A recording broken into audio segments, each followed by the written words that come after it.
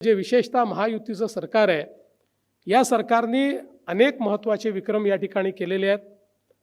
राज्याला पहिली महिला उपमुख्यमंत्री याच शासनामध्ये मिळाली।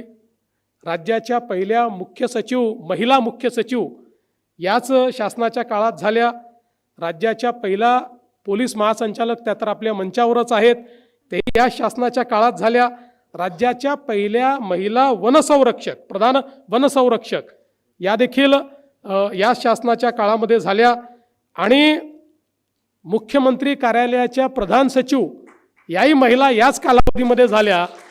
आणि मुंबई महानगरपालिकेच्या इतक्या 100-150 वर्षाच्या इतिहासातल्या पहिल्या महिला म्युनिसिपल कमिशनर या देखील याच शासनाच्या काळामध्ये झाल्या।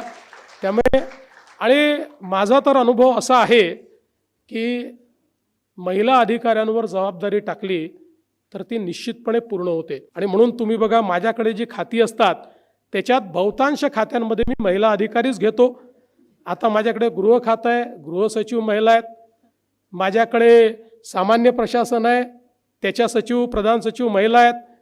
माझ्याकडे ऊर्जा खातं आहे, त्याच्या प्रधान सचिव या महिला आहेत।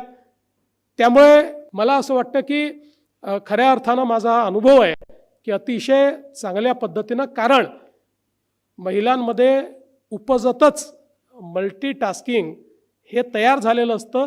इतक्या संघर्षातनं महिला या पुढे येत असतात की त्यातनं एखादी गोष्ट हाताळायची, एखादी गोष्ट मॅनेज करायची, या गोष्टी त्यांना त्या ठिकाणी उपजत माहिती असतात। आणि म्हणूनच मला असं वाटतं की ही देखील अतिशय चांगली गोष्ट आहे।